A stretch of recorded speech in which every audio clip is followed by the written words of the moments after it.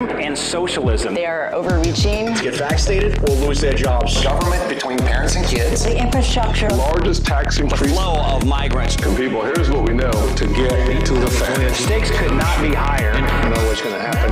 Headed for even more chaotic times. Democrats are awfully noisy. Political background noise. Stand up, make some noise. Leaders calling on violence. And every conversation is a confrontation. Get in people's face. Every disagreement is a crisis. There is a crisis at the border. A national crisis. We all want Today in America, Inflation is elevated. Meats are up 12% at grocery stores. Inflation. Eggs are up over 12%. Shortages and price hikes. Fresh fish up over 10%. Electricity costs are up over 5%. Infrastructure. Our Democratic colleagues have unified control of the government. I'm disappointed. Democrats make promises. It's time to close the deal. We need to deliver. That is what's happening. Get the most up-to-date information. The battle between freedom and socialism. They are overreaching. Get vaccinated or lose their jobs. Government between parents and kids. The infrastructure. Largest tax The increase. flow of migrants. And people, here's what we know to get to the The facts. stakes could not be higher. You know what's going to happen. Headed for even more chaotic times. Democrats are awfully noisy.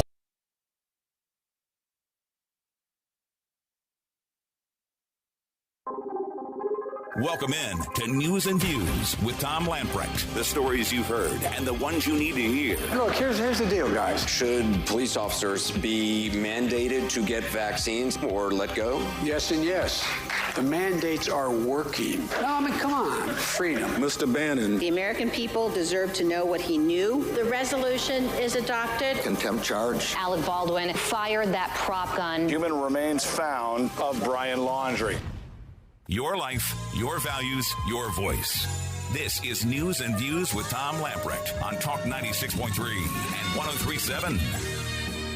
All right, welcome in. It is News and Views for a Friday. A lot to talk about today. Apparently, the dental records confirmed that the decomposed body found down in that Florida park was Brian Laundrie. So that will, unfortunately, no happy endings there. WNCT is reporting investigators with the National Transportation Safety Board and the Federal Aviation Administration arrived around noon Friday at a scene where two people died in a plane crash. It happened yesterday in Onslow County. The crash occurred about 24 hours ago, right around 5 p.m. Two people were killed, two others transported to the hospital after their Mooney M20J small plane crashed. The Highway Patrol says the pilot, William Roberts, and passenger Willie Hobbs Jr. died. Troopers say two children were injured. The crash happened in a heavily wooded area adjacent to the Holly Ridge Topsail Island Airport. On Friday, Pete Wentz, a air safety investigator from Ashburn, Virginia, their National Transportation Safety Board office said the entire plane was located at the crash site, meaning that no part of it broke off, which might have led to the crash. The plane was expected to be taken from the wooded area where it crashed. It will be taken to a site in Georgia for further examination at some point between now and Saturday. Carolina Journal is reporting on a new poll from North Carolina voters. They're growing frustrated with Joe Biden. So is the rest of the world. The overall performance they're frustrated with, the handling of his jobs, the handling of economy, the handling of just about everything he touches, for that matter. Statewide survey found 38% of respondents approve of Biden overall, 56% do not. That pretty much reflects the national polling. Roy Cooper's overall job performance, 48% approve, 46% disapprove. In this poll, 55% disapprove of Biden's handling of the pandemic and the economy. Two-thirds, 63% of the respondents said the economy is getting worse. There's a correlation between Biden and Cooper's approval ratings, but the governor is faring far better than the president, said Donald Bryson, president of the John Locke Foundation, which sponsored the poll. However, the cracks in Cooper's armor are issue-specific, and he is 5 points underwater on his handling of the economy. That has to be top of the mind of many people who go to the grocery store and see empty shelves and higher prices. The survey comes as North Carolina closes in on 600 days under Cooper's executive emergency orders related to the COVID pandemic. That, to me, is more infuriating than the economy, than empty shelves. The empty shelves aren't Cooper's fault. I mean, the only thing you can say about that is, why in the world would he get behind somebody like Joe Biden? I would say it is his fault. The poll shows Cooper and Biden still have strong support from self-identified liberals. Self-identified liberals approve 80%, which means 20% of self-identified liberals don't approve of either Biden or Cooper. Poll numbers on generic ballots found that 43% of respondents say they would vote for a Democrat for legislature if the 2022 general election were held today. 50% said they would vote for Republicans. Folks, I know that doesn't sound like a big deal. 43% for Dems, 50% for Republicans. That's actually a landslide. A 7-point difference like that, not good. So far, 13 Democrats in the U.S. House, including North Carolina's Congressman David Price, have said they will not run for re-election in 2022. That might be Exhibit A as to do the Democrats think they're going to keep the House? I don't think so. Interesting story out of Raleigh in the News and Observer. Rather frustrating story. A Raleigh principal's denial of a kindergarten student's face mask exemption despite the child's having a doctor's note. A lot of people are upset, and as they should be. The child's mother had requested a medical mask exemption from Powell Elementary School, a magnet school in East Raleigh. The parent cited a pediatrician saying that the kindergartner was unable to keep the face mask on because of sensory processing disorder. In a taped telephone conversation that was provided to a local conservative podcaster, a guy named Curtis Brower told the mother that he needed to see. This was on a conservative podcast. The principal, Curtis Brower, the principal of the elementary school, told the mother that he needed to see the child's medical records and speak with a pediatrician. He ultimately rejected the request to let the child not wear the mask at the school. Quote, "I have the power to make a decision whether this is approved or denied in my school." "Yes, ma'am," Brower said in the phone call. "The doctor can give you whatever. He can give me whatever information. If I don't feel like it would suffice, I deny it. It is my choice, unfortunately. It is the principal's discretion and decision." Wow. So suddenly this guy has elevated himself up to as a peer of a pediatrician. Elementary school teacher, principal, now he's a pediatrician. Wake County requires face coverings to be worn inside schools. Wake is the state's largest district, 160,000 students. Studies have shown that universal masking helps keep secondary transmission rates low within schools, said a spokesperson for the Wake County public school system.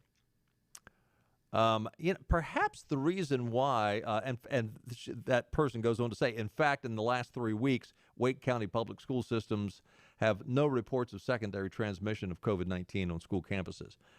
Perhaps it's because all the numbers are going in the right direction. Perhaps it's because 5-year-olds don't get or give, they don't transmit COVID. And the few that do get it, they have no symptoms. But Wake says it exempts students if they have a medical condition or disability that renders mask wearing harmful or medically inadvisable. Last school year, the spokesperson said Wake principals approved more than 200 requests for mask accommodations. Some parents have complained about Wake being too strict, rejecting mask exemption requests. Some Wake parents have gone on social media asking for names of conservative doctors who fill out paperwork supporting the child's exemption request. Is that illegal? I mean, so if you're a conservative doctor, somehow you've lost your credentials? In the Powell Elementary case, the parent cited letters from a pediatrician and a chiropractor who said wearing a mask would cause anxiety and agitation and would disrupt the child's ability to learn. The principal, Brower, said he needed more information on the case, citing how sensory processing issues can present differently for individual students. If you're going to take the word of a pediatrician, a doctor, a medical doctor, you either take it or you don't. You don't start debating, as an elementary school principal, you don't start debating the doctor. This is, I don't know, this is so frustrating. But now this is a different issue. But is this the same attitude that we see happening up in Loudoun County, Virginia? I would say so. By the way, now we've talked about this story over and over again since it's broken in the news a few weeks back. The situation, Loudoun County, Virginia. Scott Smith, his 9th grade daughter, back on May the 28th. She was in the girls' restroom. A biological male comes in, wearing a skirt, ends up sodomizing this young lady, sexually abusing her. I mean, it's terrible. They transfer him to another school. He does it again. That happened May 28th. On June 22nd, Scott Smith goes to a Loudoun County School Board meeting where parents were objecting to a new bathroom policy, the policy that would allow a biological male to identify as whatever and use whatever bathroom or locker room. And the question comes up by one of the school board members, Beth Bartz, asking if there were any sexual assaults in bathrooms regularly. Now, again, this is while they were discussing the transgender bathroom policy. Scott Ziegler responded that he didn't have any record of any kind of attacks taking place in any bathrooms. Bartz noted that Ziegler's comment failed to reflect a 2018 locker room situation where all male players got into a fight. So they said, well, you can't say that's completely true because 2018, a bunch of guys in a locker room in 2018 got in a fight. But Ziegler stood by, oh, yeah, okay, well, but there were no issues related to transgender issues. No assaults taking place in bathrooms. Interesting. WTOP. And the question is, why would you lie when this is out there? Did you think you could hide it? Do you think you could cover it up? WTOP, Washington News Talk radio station up there. They have uncovered an email that this guy, Scott Ziegler, originated. He wrote this email. Now, he says to the rest of the school board and all the public that's there, no, we've never had any kind of situations like that. This is in June, right after the May 28th attack. This email is dated the day of the attack, Friday, May 28th. They've got a screenshot of it here. Good afternoon, board members. The purpose of this email is to provide you with information regarding an incident that occurred at Stonebridge High School this afternoon. A female student alleged that a male student sexually assaulted her in the restroom. The Loudoun County School officer is investigating the matter. Secondary to the assault investigation, the female student's parents responded to the school and caused a disruption by using threatening and profane language that was overheard by staff and students. You know what? If I was the dad, I'd be using some threatening language. Additional law enforcement units responded to the school to assist with the parent. Why wouldn't you be upset? Why wouldn't your focus be on the young man that raped the child? No, they're going after the dad. The school counseling team is providing services for students who witnessed the parents' behavior. Oh, could we not say to the students, when you become a dad and your little girl is assaulted like this is how you react because you love your child and you're going to defend your child. Heaven forbid we go that direction. The Loudoun County school officer is investigating both incidences. Further updates might not be available. I bring it up not so much to focus on the fact that they went after the dad, but this guy's a liar. He's an out-and-out liar. On the June 22nd meeting, we had no incidents. No, I know of no incidents. No, I can't think of any. You just wrote an email a couple of weeks before that to the board members And the whole board knew it. It went to the whole board. So not only did he know it, but when he's lying to the board, they know he's lying. What in the world were you thinking? I mean, I guess they thought, man, we can fool these idiots. We can lie our way through this. It usually is found out. After the Daily Wire reported this month that the suspect had been transferred to another school where he allegedly sexually assaulted another girl in a classroom, Ziegler apologized for what he acknowledged was a misleading remark, claiming he thought the question was related to transgender students only. When she said, had there been any assaults in the bathrooms? Well, they were talking about the transgender policy when she asked. Whew. Unbelievable. Just lie. If we can get away with it, if we can get our policy in, just like last night, Joe. I mean, the whole premise that Joe was at a town hall last night is a lie. It wasn't a town hall. It was a hand-picked, rear-end kissing crowd that applauded like crazy every time Joe burped. All the questions were hand-picked. All the answers were written out for Joe, and he still screwed up a bunch of them. You had a hand-picked moderator who was answering half the questions, filling in the blanks when Joe couldn't get the answer right. Anderson Cooper. We've got some audio from last night. We've got to take a time out. When we get back, we'll play some of that for you. Lots more to talk about. Love to hear from you. 561-8255. News and views for a Friday right after this. And we're on location at one of my favorite places in the whole planet because this is some of the best food you're ever going to eat in your life. We are at Nino's on Red Banks Road in Greenville. It's one of my hangouts. It's one of the places that I love. I got my friend Pietro Pasalacqua. How'd I do? You did great. Let's talk about the food. What makes this place? I know it's special Italian from authentic Italians, but tell us why it's so special. Because everything we do, it's really what we came up on the menu from what we did at home, from my grandparents, my parents. So it's exactly what we eat at home, and that's the way we cook. That's why it's special. And the atmosphere in this place is special also. From the bar to the two dining areas. You got two different dining areas, and now the weather's nice, so there's going to be a lot of folks that want to eat outside. Yeah, we have two rooms. One room is designed a little different. We're also working on the patio to make it more attractive and more useful in the summer with a cocktail service. And we're always improving our services. And, of course, my friends here, my buddy, Chef Massimo, who I love, and Sal and Pietro, you guys do a great job here. Not just Italian, but I had a great pork chop here the other night. You got great steaks, too. Mm-hmm.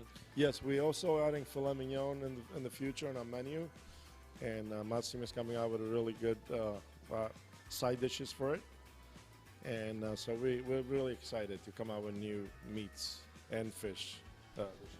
All right, Nino's on Red Banks Road in Greenville. Same people that give you Marabello's and the great pizza that you get at Marabello's, but this is fine dining at Nino's. If you haven't been here, you don't know what you're missing.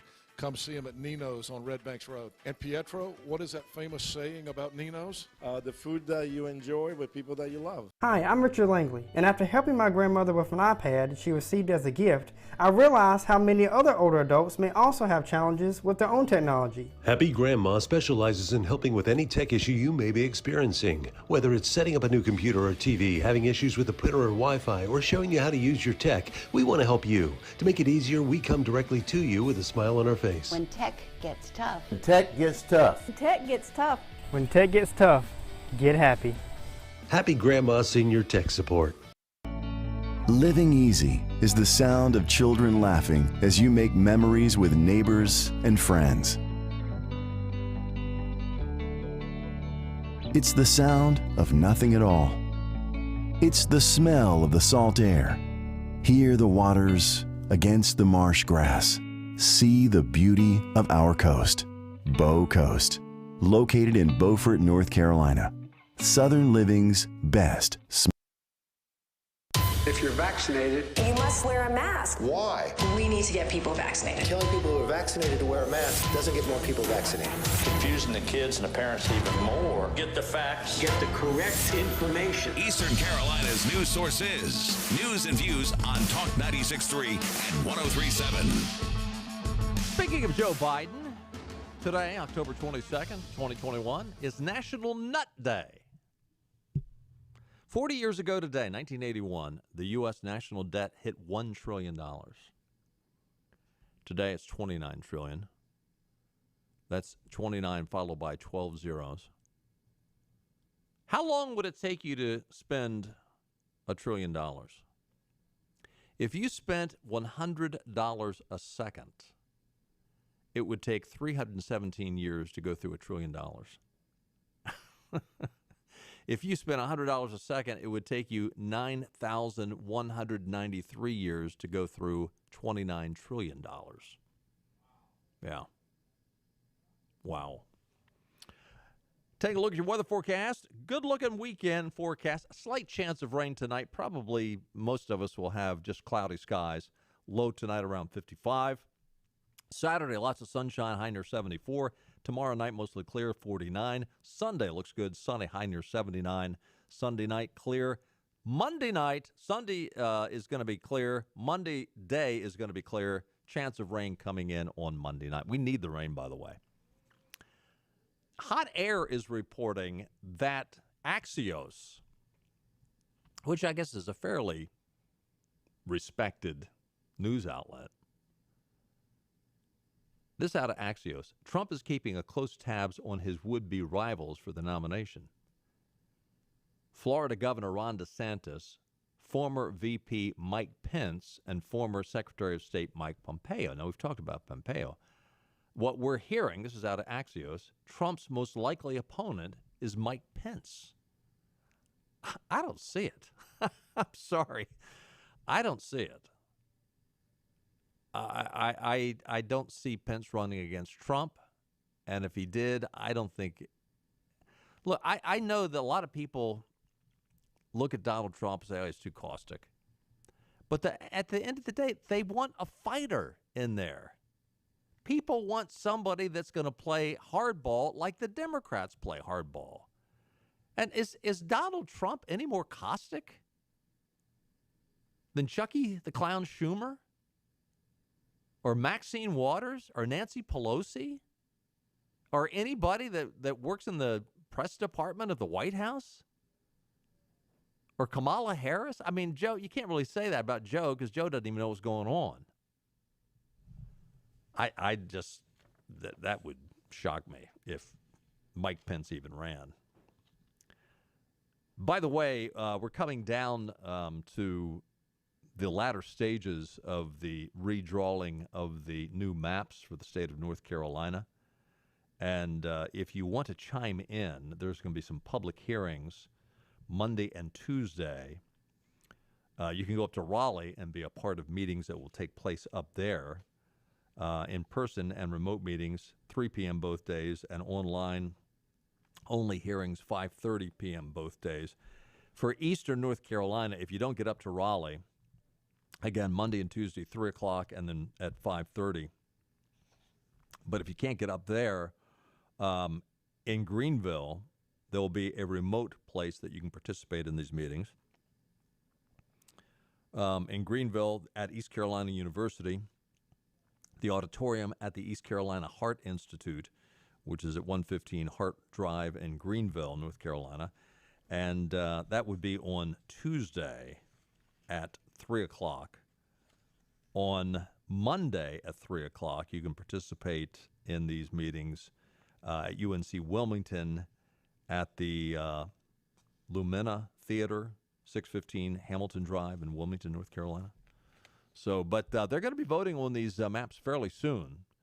And if you want to look at the maps, they are available at NC Senate's Redistricting Committee page. Just Google it, NC Senate's redistricting committee page. So last night, Cousin Eddie, a.k.a. Joe Biden, joined Anderson Cooper for a, quote, town hall. As I said, hardly a town hall when you have a hand-picked audience. I mean, wouldn't a town hall be, come on in, yeah, come on in, no matter what your background? No, it was a hand-picked, invitation-only audience.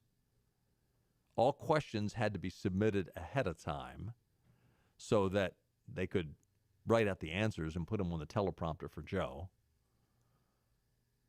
Even CNN this morning fact-checked Joe.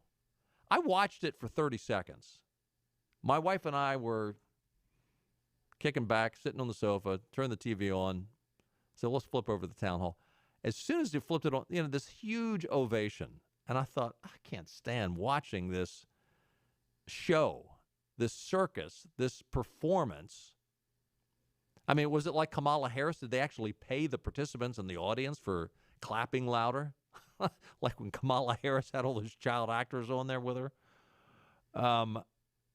I can't remember I can't remember what the lie is now, but immediately he started in.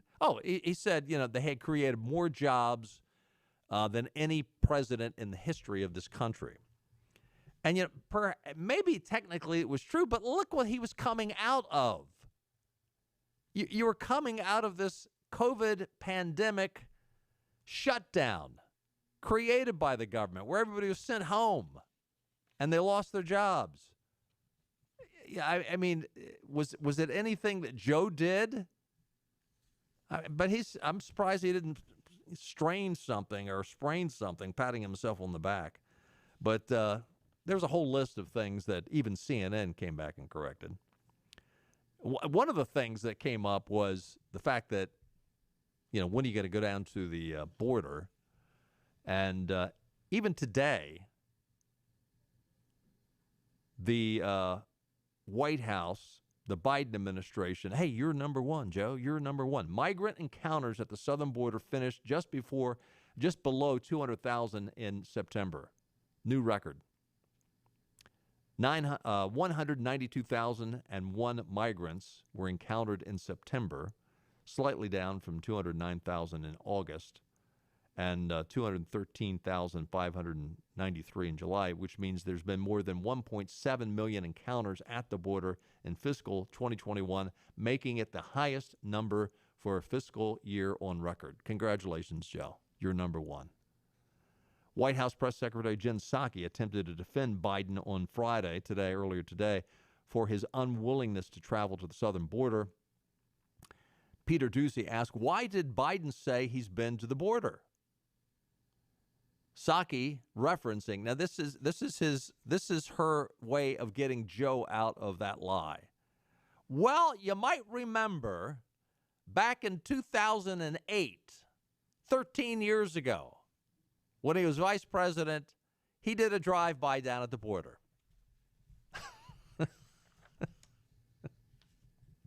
And she's serious. Joe, Donald Trump had it under control. You have completely blown it up.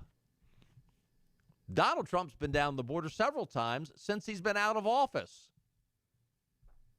And neither you nor Kamala have actually been at the border. Joe's too busy.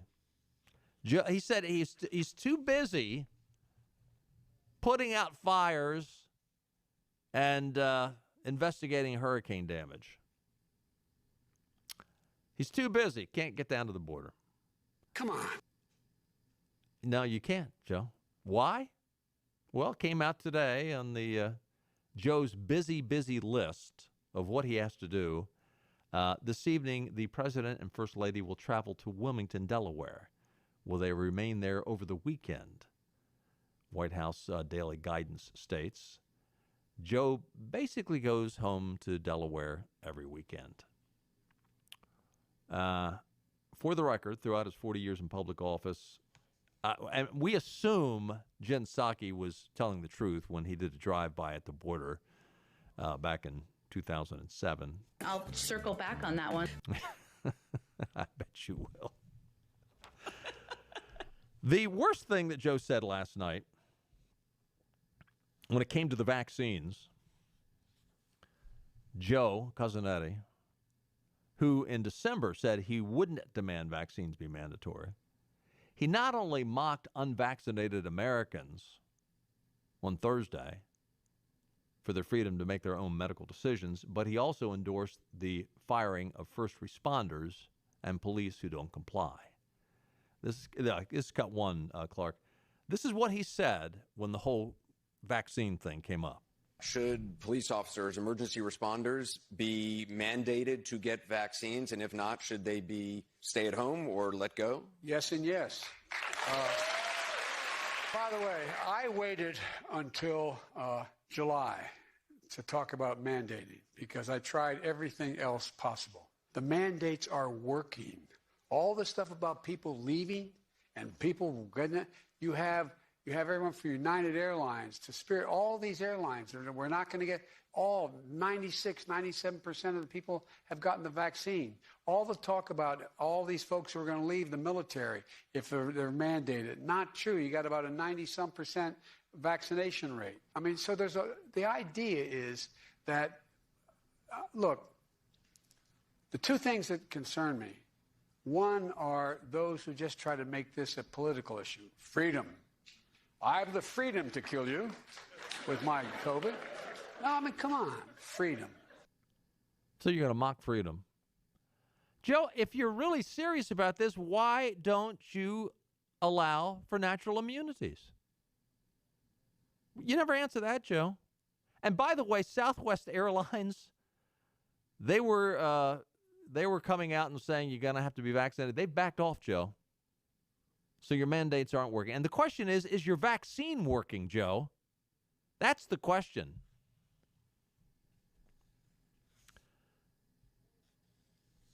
And by the way, how well are the mandates working? Up in Chicago, where Beetlejuice is demanding that all Chicago police officers either be vaccinated or you're out, and they're losing a bunch of police officers. 2 more Illinois sheriff's departments have refused to provide assistance to the city of Chicago. 2 more. Now, there have been others. So this genius, Lori Lightfoot, she has said, well, if you're not going to get vaccinated, we're going to can you. But then she turns around and she goes to surrounding counties, including DuPage County, where James Mendrick is the sheriff. She asked him, along with a bunch of other sheriffs, can you please provide us extra help in Chicago? And they're saying no. For one thing, our guys aren't mandated to get the vaccine, so that's not going to work. Secondly, this is a self-inflicted wound. What are you doing? Another sheriff, guy by the name of Dwight Baird, Kendall County Sheriff, he's refused to send deputies to Chicago. A secondary reason, not only is it self-inflicted, but they're saying, you know what? I don't want my guys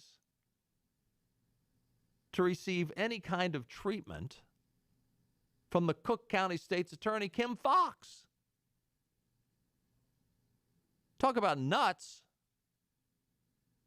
If an incident did occur with one of my guys and you had Cook County State Attorney Kim Foxx, she's going to side with the criminals. Sounds like Mayor Lightfoot is creating her own emergency with the decisions she's making with her police force, and I don't feel that Illinois Law Enforcement Alarm System Assistance, which is basically what they do, I guess it's a cooperative kind of thing that they have in Illinois. If there's, an emergency, you can call on other police agencies to come in and help you out. Well, Lori Lightfoot is calling this an emergency. Well, it would be an emergency if there was, a disaster of some sort. For example, when 9/11 occurred in New York City, there was all kinds of people from states away that went in to assist. Well, that's why you have this kind of system. But when you make a stupid political decision that Lori Lightfoot has put out, thinking that she, as an authoritarian, can demand people, when I say jump, you say how high on the way up, and it backfired on her, and these sheriffs are saying, no, we're not going to help. Help yourself. Rescind your demand that they get vaccinated. Reinstate them. That'll take care of it in 30 seconds. So, Joe, your mandate, not working. When it came to gas prices, as gas prices continue to rise across the United States, Joe said yesterday during the town hall, what good idea do you have, Joe? How can you get prices back down? Now, a year ago, the average price of gasoline was $2.16. Drive around eastern North Carolina. It's usually higher in Greenville than anywhere else. But it's anywhere, it's north of $3. A lot of places it's up around $3.35, $3.40. When I went to Ohio, I paid $3.50. $3.50 in Ohio. But this is in North Carolina, right. Well, all over. It's up $1.50, $1.35 from a year ago. The highest average price of regular unleaded gasoline previously was in July of 2008, and that was $4.11.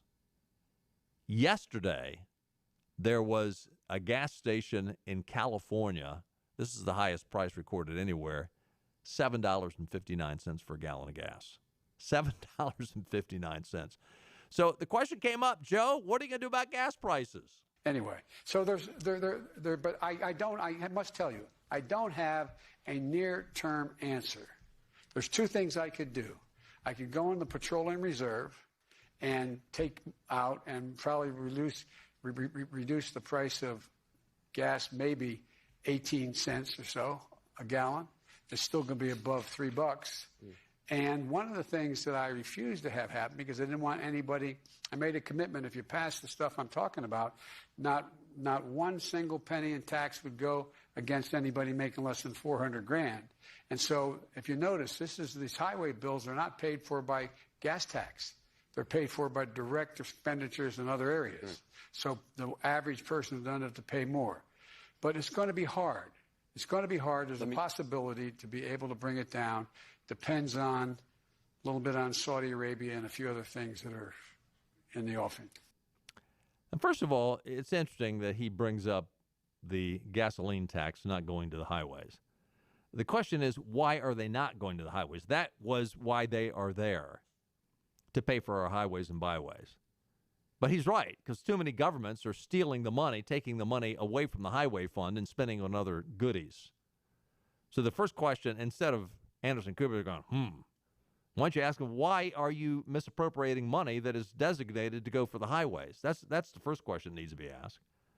But let's see. A year ago, the average cost of gas was $2.16. Today, it's $3.37. Gee, what has changed in a year? Can you figure that out? Joe, you don't have an answer, do you? Near term, you managed to near term it down the toilet in a year. How about a reversal? How about going back? How about opening up the XL pipeline?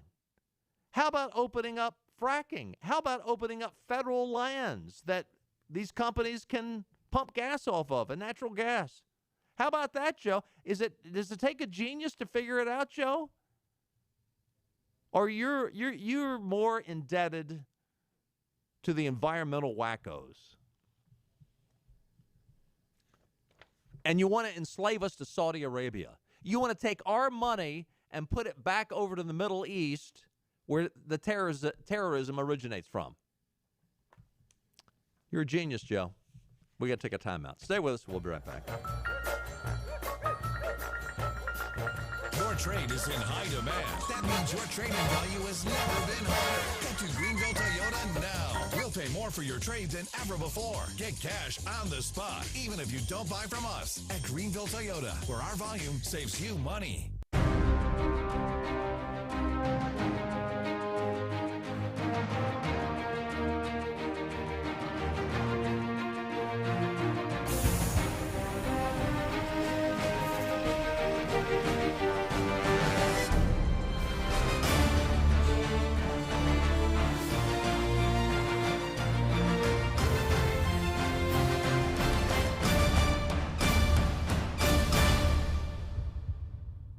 Air Service is back at Pitt Greenville Airport, offering safe, clean facilities and flights from American Airlines. That means the short commute, quicker lines, and better prices that get you where you're going fast and easy. See it for yourself. There's great things inside at Pitt Greenville Airport. Sawyer's Fun Park in Winterville is now open. With over 40,000 square feet of family fun, daily money-saving deals, and a full-service restaurant, Sawyer's Fun Park is guaranteed to have something the whole family will love. Test your ninja skills on our 2-story obstacle course or head over to one of our 5 rock walls and race your friends to the top. And when you've worked up an appetite in our laser tag arena or our one-of-a-kind ropes course, grab a table over at the restaurant and try our world-famous Southern Monster Fries. Reserve your spot today at SawyersFunPark.com and come join in on the fun. My name is Dr. Neeti Armistead, Chief Medical Officer for Vidant Health. The following simple steps will help keep you and your community safe. Stay home as much as possible, wear a mask when out in public, avoid large gatherings, practice social distancing, and wash hands often. It's also important not to delay needed care. Vidant has taken important steps to provide you and your family with a safe environment. Learn more about COVID-19 and Vidant's response. Call 252-847-8000 or visit vidanthealth.com/COVID-19. Acre Station Meat Farm, along with Lane Angus Beef, bring you Farm to Fork Beef. Stock your freezers now with affordable beef boxes just in time for the grilling season. Farm to Fork Beef brings quality local beef to your family. From your traditional butcher shop, Acre Station Meat Farm. Come on down to Acre Station Meat Farm and find out why we're #1 in fresh cuts and friendly service. Acre Station Meat Farm, Highway 32 North, Pinetown. Air Service is back at Pitt Greenville Airport, offering safe, clean facilities and flights from American Airlines. That means the short commute, quicker lines, and better prices that get you where you're going fast and easy. See it for yourself. There's great things inside at Pitt Greenville Airport.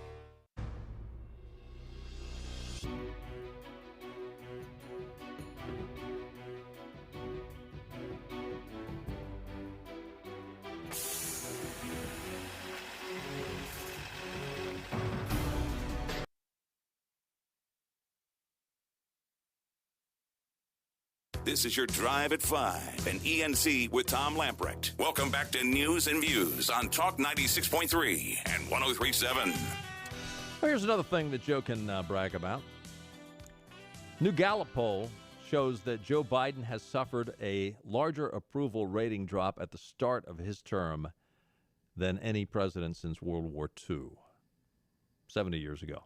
New polling from Gallup shows Biden's approval rate dropped from 56% in the first quarter to 44.7% in the third quarter, represents a 3.11% drop that has not been experienced by any president since World War II. So congratulations, Joe. Another thing you can brag about. Here's another thing you can brag about. This is sad, but I've got to report it.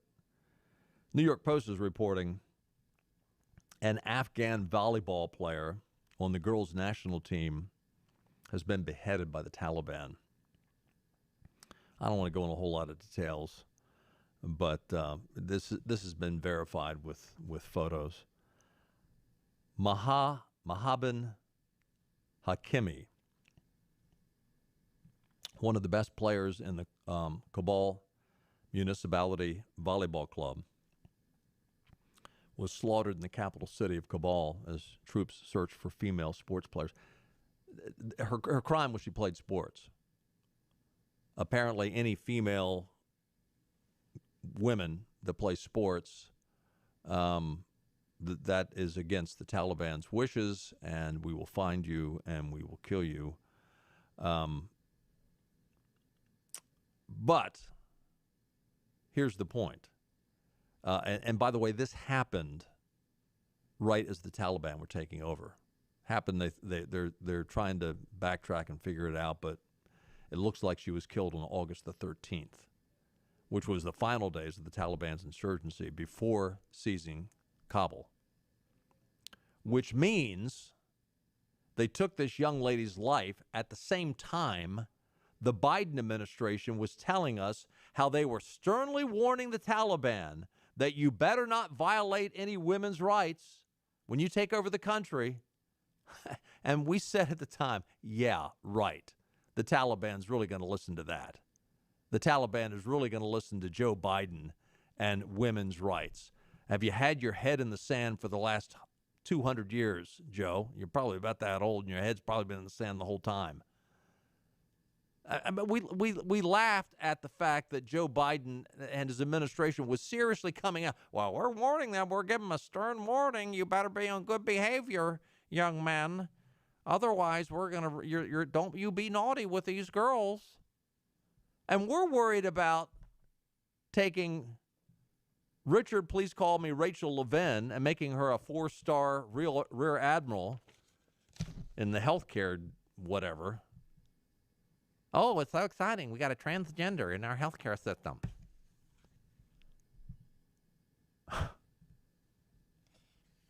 It shouldn't come as any surprise that the Taliban would do this. And it shouldn't come as any surprise that the guy in the White House is clueless. We got to take a time out again, don't we? Let's do it right now and come back with us because we've got something good that we're going to close out with today. Thanks.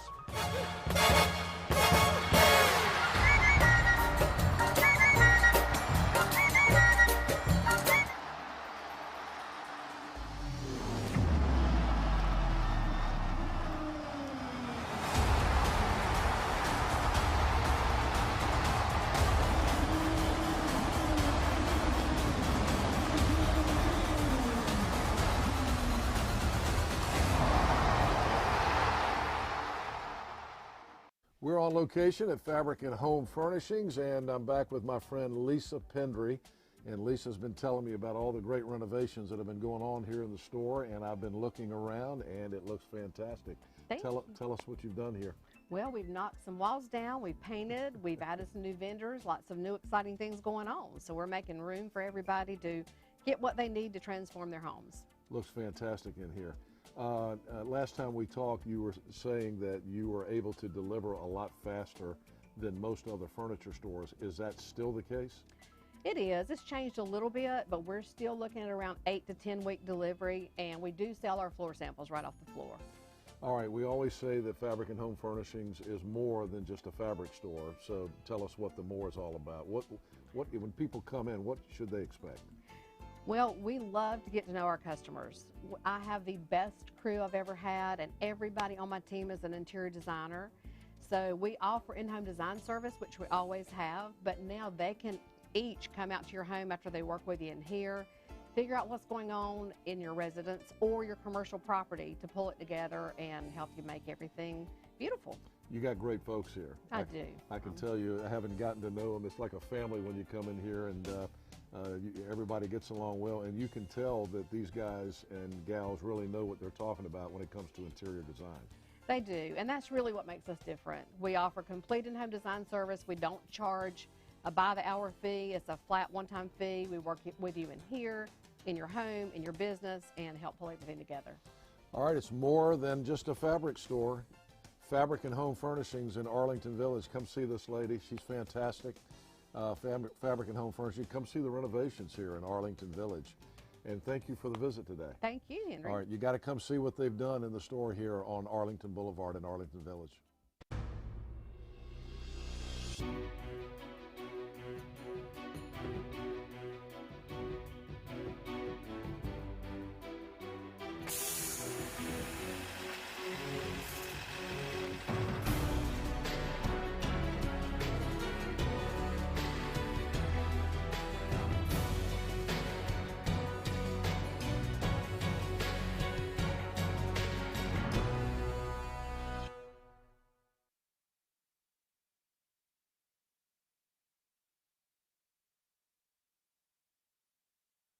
Back to news and views. Talk 96.3 and 103.7. Sherry Zan Rosenthal is a Jewish attorney who lives in Durham. She wrote an op-ed that appeared in the Charlotte Observer last Sunday. She is upset that North Carolina, in Statuary Hall, one of the statues, each state has 2 statues representing the state. She's upset that Billy Graham is one of the 2 statues that appears in Statuary Hall, and she says, that won't represent me and many others in North Carolina. Well, first of all, and she goes on to say that, you know, this is a terrible thing. This goes against the Establishment Clause. She said the very first clause of the amendment writes, Congress will make no laws respecting the establishment of religion or prohibiting the free exercise thereof. This is the basis for the separation of church and state. So suddenly that means anybody that has a Christian background is exempt from something like putting a statue of Billy Graham in Statuary Hall. Well, first of all, go up to Statuary Hall, Ms. Rosenthal, and take a look around. There are all kinds of statues representing all kinds of people from all kinds of backgrounds. And guess what? It was the people of North Carolina who elected their leaders, who went to the state legislature, who decided who they were going to put in Statuary Hall. It's called a representative form of government. And the idea that they've got to come to you and get your personal approval before they can, heaven forbid, put Billy Graham's statue in Statuary Hall. But would you just consider the person of that? And she says, I don't mean to denigrate Billy Graham. Well, you are denigrating him.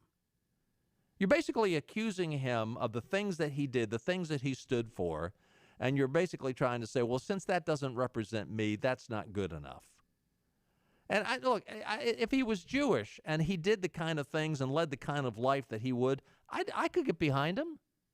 I mean, there's all kinds of people in Statuary Hall that we admire, but we might not agree with everything that they did or stood for. But find me another person like Billy Graham who led a life of integrity, who there were people that wanted Billy Graham to run for high office here in the United States because they thought he could get elected. And he said, no, I'm committed to my Lord and Savior, Jesus Christ, and I'm not going to follow those other routes. Look at the guy. He traveled all over the world. He never cheated on his wife.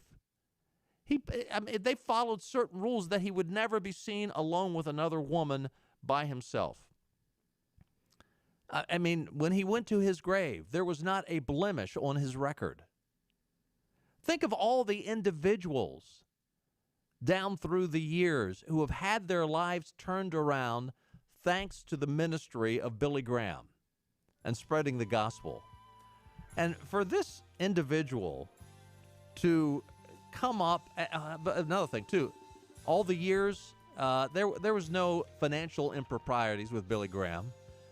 He always took a modest salary, always committed to his wife, always committed to his Lord and Savior Jesus Christ. And I'm sorry, I'm sorry that you're upset, Ms. Rosenthal, but I think they made a great choice when they put Billy Graham in there. I don't think we could have a better choice than Billy Graham. He was North Carolina's favorite son, and in my estimation, he still is. So there you have it. My rebuttal to Ms. Rosenthal's op-ed. Hey, we got to run. Have a great weekend. We'll see you on Monday at 5. Bye-bye, everybody. All right, all right, all right.